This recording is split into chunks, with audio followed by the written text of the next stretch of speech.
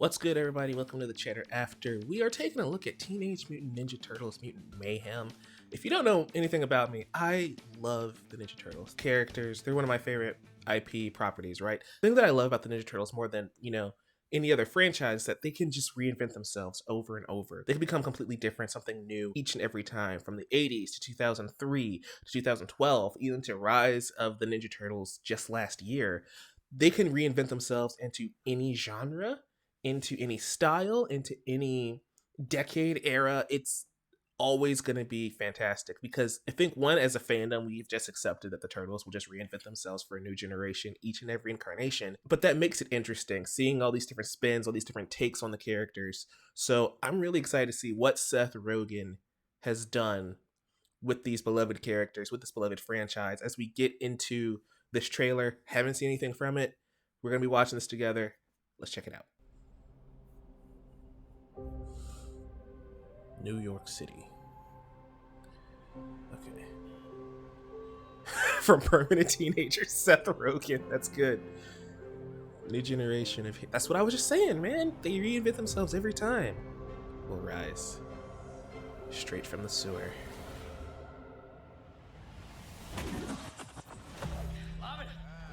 Stay still. Now. Let's try that again, but with ninja stars.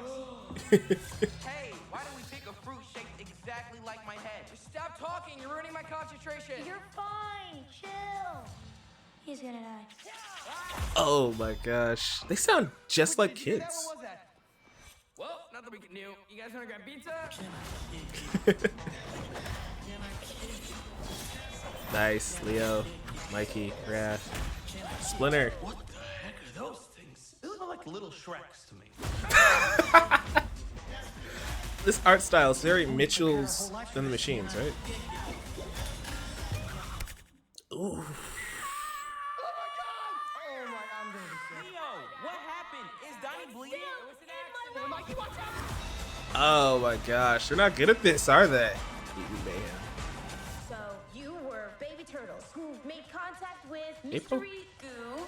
Well, we prefer the term ooze, but yeah. It's like more like it's just nice. It rolls off the tongue better, yeah. Ooze. It's nice, right? It's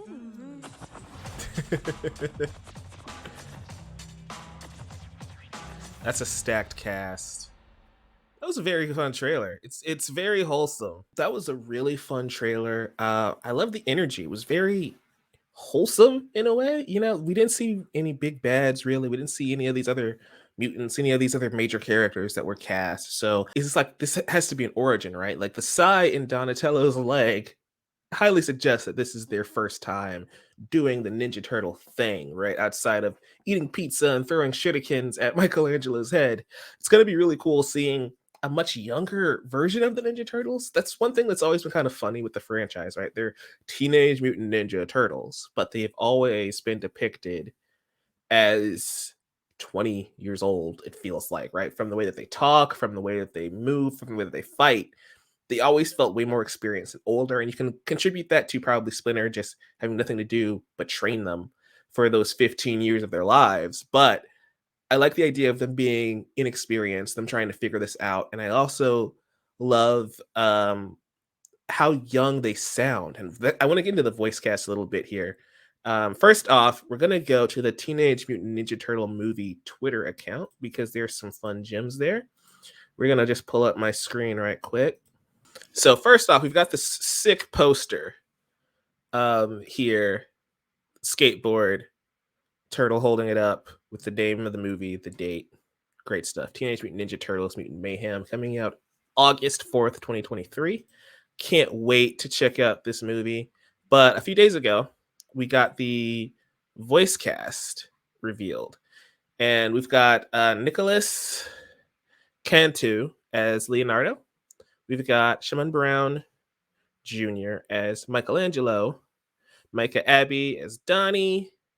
Brady Noon as Wrath, Jackie Chan as Splinter. Jackie Chan as Splinter is such inspired casting. It makes so much sense. Why didn't we have this happen before? Him being this old veteran ninja, this martial arts master, is essentially who Jackie Chan is IRL anyway at this point, right? So him being that mentor, that guide to these turtles. We saw a glimpse of Master Splinter in that trailer. I can't wait to see what Jackie Chan's performance is going to be like. And then we have Ao Eberdiri as April. You may know her from The Bear. She's fantastic. If I butchered the name a little bit, I'm sorry. This is my first time actually saying it out loud, I realized. Ice Cube as Superfly. So, yeah, we've got, skimming down a little bit, we've got Giancarlo Esposito as Baxter Stockman, which to me, again, mind-blowing casting. That makes so much sense. He essentially played a version of Baxter Stockman in Breaking Bad. When you really think about it, come on. Yeah, he was Baxter Stockman. But Baxter Stockman, turns into a fly in the 80s cartoon. Tyler Perry didn't turn into a fly in the last movie we got. Can you believe that was the last movie? Wow, that was so long ago. But yeah, Superfly. Is Superfly going to be Baxter Stockman, who's played by Ice Cube, by the way? Superfly's played by Ice Cube. So are these going to be two voice actors? Like pre-Fly, he's Giancarlo Esposito. Post-Fly, he's Ice Cube. I don't think that makes sense. So maybe we were separating the two identities. I'm pretty sure the IDW comics may have done that at some point too, if I'm remembering correctly, where we separate the Superfly and Baxter Stockman identities into two different characters. Seth Rogen is Bebop. Makes total sense. Bebop and Seth Rogen. He already voiced Pumbaa. He's voicing another Roadhog. That makes total sense to me. I think that's a fun casting. John Cena as Rocksteady, though. Peacemaker as Rocksteady. That is amazing casting. I can't wait to see it. It fits. Bebop and Rocksteady. That's going to be a fun pairing. That's going to be a really fun pairing. It's very different for Rocksteady. Rocksteady has had a lot of interpretations over the years. John Cena, though, I can totally see the vision. I totally respect. Mondo Gecko is being played by Paul Rudd. And for those who don't know, Mondo Gecko is a gecko. He's a skateboarding party dude. He sounds like Michelangelo now that I think about it. The 2012 version of the Ninja Turtles, he was voiced by the original voice actor who did Michelangelo in the 1990s movie. So yeah, the fact that we're getting Mondo Gecko in a movie is great. Then we've got Wingnut, played by Natasha Demetrio. Again, if I mispronounce the name, it's my first time reading it. Wingnut is a deep cut mutant, man, for the Ninja Turtle lore. I don't understand where we're going with all this. What's the mayhem that's going to cause all these mutants to spring up out of nowhere? It's going to be really cool to see how they handle Wingnut. Wingnut, if I can remember correctly, is very Man-Bat-esque, if we're thinking of like Batman stories, right? Where it's like a mutant bat-like creature who's usually a good guy, if I'm not mistaken. So maybe this is going to be an ally for the Turtles. Speaking of allies, Leatherhead. The first time we get Leatherhead in a movie, Rose Byrne is playing Leatherhead. And this is some inspired casting right here. Leatherhead is sometimes a villain, sometimes a hero, depending on which era of the Turtles we're in. That's my point of everything's malleable when it comes with TMNT. They can go in any direction. Rose Byrne, though, that is very inspired casting. I'll be interested to see what she does with that role, because Leatherhead's usually a male character. So having Rose Byrne tackle it, I have no idea what direction they're going to go, but that gets me very excited to see what they do with it. Post Malone is Ray Fillet, and I feel like it's going to be a missed opportunity to not have Post Malone and Ice Cube remix the Teenage Mutant Ninja Turtles intro. It makes all the sense in the world. Why don't you just do it? I'm pretty sure Post Malone's going to have some sort of song in here, right? He did Chippendale, Rescue Rangers. He did Sunflower for Spider-Man Into the Spider-Verse. Come on. Ray Fillet, I don't know. That's another deep cut. Hannibal Buress is Genghis Frog, which, okay, sure. Hannibal Buress is funny. I can't believe we're getting Genghis Frog here. I wonder if the rest of the frogs, his brothers, are going to be joining him. I'm pretty sure Shredder mutated 4 frogs to combat the turtles, and then they immediately switched sides, became allies to the turtles. So that'll be interesting to how they tackle that. But Maya Rudolph, this is one that really stands out to me. Maya Rudolph is playing Cynthia Utrom. And the Utroms, for those who don't know, they're essentially the Krang. In the original comics, they're referred to as Utroms. In the 80s cartoon, they shortened it down to Krang. It's probably just easier for kids to say and remember. But they're essentially the same race. There's no major differences there. The Utroms are interesting characters because they invade Earth, they take on human form, and they walk among us. So with a character named Cynthia Utrom, I'm wondering if Cynthia is going to be a character that the turtles meet, they're allied with, and will she end up turning heel? Will she end up helping them stop a greater threat?